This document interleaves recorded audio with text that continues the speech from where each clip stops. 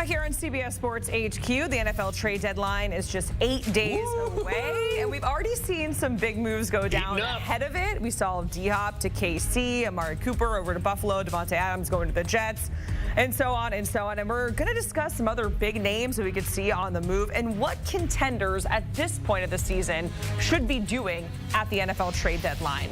Back here, I'm Jacqueline D'Agostino alongside Jeremy St. Louis, Kyle Long, and Mike Renner. We're going to discuss what each of these contenders at this point, one move they absolutely need to make at the NFL trade deadline. And we're going to start with the Ravens, coming off a very bad loss to the Browns. They just had a lot of momentum behind Jameis Winston out there, but there are some concerns, whether it's the O-line, whether it's the defense here with the Ravens.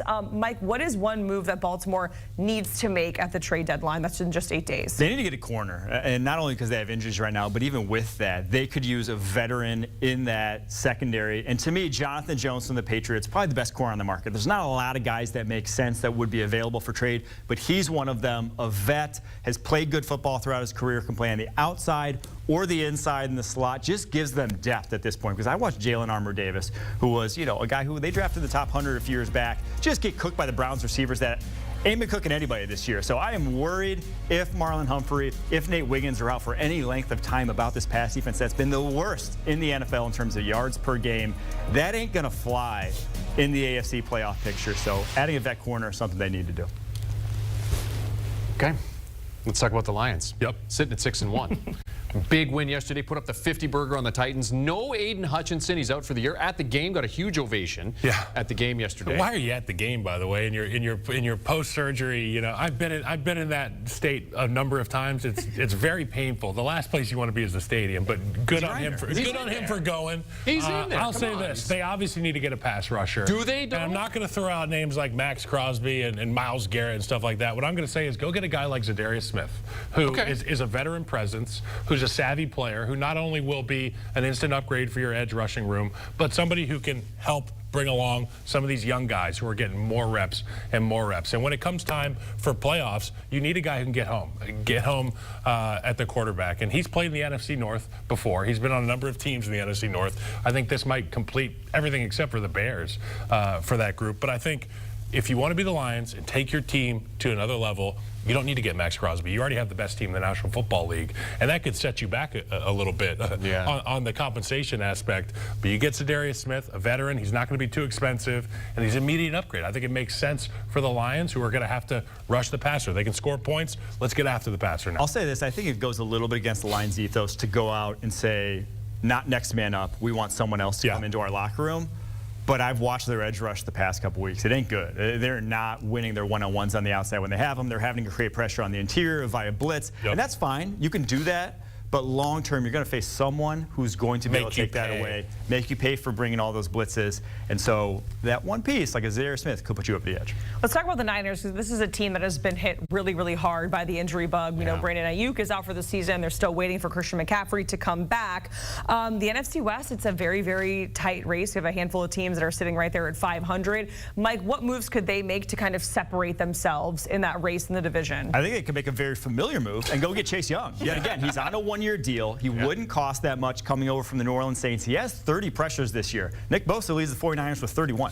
He's not too far off of that. Next on the 49ers, Leonard Floyd, 16. So it would be a massive upgrade from what they have in the fold. Wouldn't be too much of an ask in terms of the playbook. He was just there last year. So I think it's a guy that can get up to speed really quickly, make a big impact. And for the 49ers, this is it. You have this cheap quarterback. You did everything to keep this team intact for the Super Bowl run. And if you don't make it right now and you don't go all in, well, you could be going home in January. Yeah, it's the same kind of move as we've seen like the Chiefs. They bring guys back into their building. We don't even have to brush off the cobwebs. These guys are without cobwebs. Chase Young was just there. He gets an opportunity to rewrite his story there in San Francisco. There were some effort questions there later in the season last year, but I think it would be a smart move for Chase Young and for the San Francisco 49ers.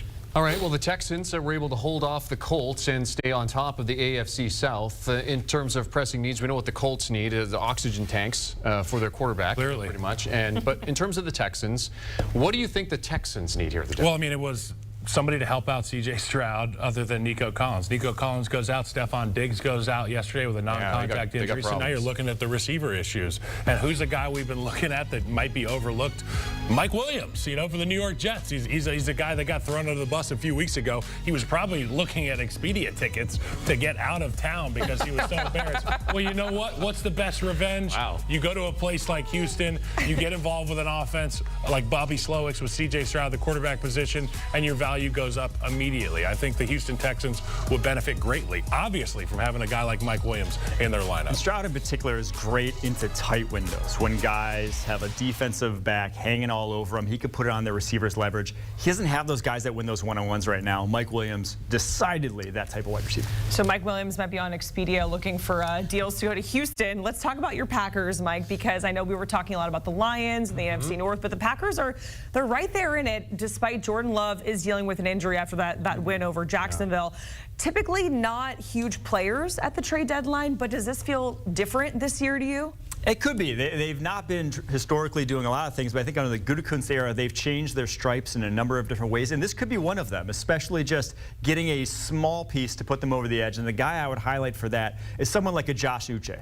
They could use that third down pass rusher across from Rashawn Gary because Lucas Van Ness, their first rounder from a year ago, just isn't getting the job done in those situations. And Preston Smith at his age is not someone you can necessarily rely upon. So Josh Uche from the New England Patriots, he's a pure third down guy. You're not going to get any first, second down snaps out of him, but he brings that juice to third down packages. He already has twice as many pressures as Lucas Van Ness does, and he doesn't even play that many snaps. So I do think that's a guy that if you're really going to make a move, it's small and you can get up to speed really quickly in those third down packages. He makes a great point about him being a third down specialist. And I'll tell you, as a guy who had to block these edge rushers and run defenders at the defensive end position, when you're used to playing a certain guy, you get into this rhythm and a routine as an offensive lineman. They bring in the guy with fresh legs off the bench for third down, and it's a whole nother game. You could be exposed really quickly. So I think you put him opposite Gary, and you're looking at juice. That's the word you looked for, juice. And when you score points like the Packers do, you need juice on third down. Get after their quarterback.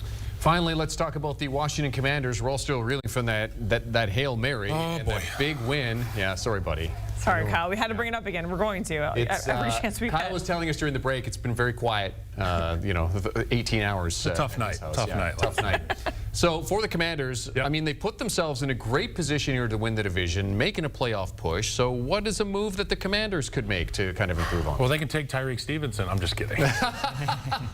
They do need some help on the back end, though. When you talk about this Commanders team, they can put points up. You know it's going to be a shootout when it comes time for the playoffs, and you won't be playing against slouches defensively. So I think about who would benefit this Commanders football team. A guy you mentioned earlier, Jonathan Jones, a veteran guy in the secondary who can do a number of different things for Dan Quinn's defense. Obviously, he would put him in the right positions to have success.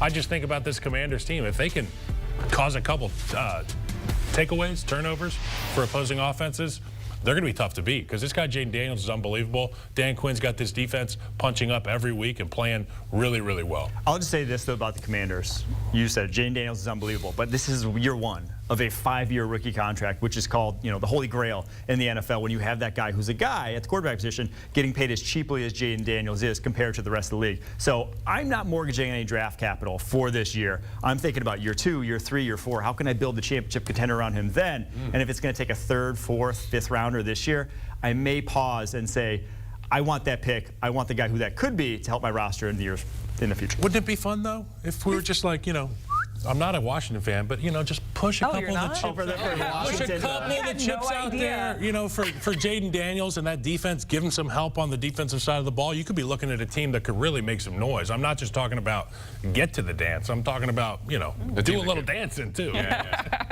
Kyle Long, Mike Renner, we certainly appreciate it, talking about needs for several contenders at the trade deadline.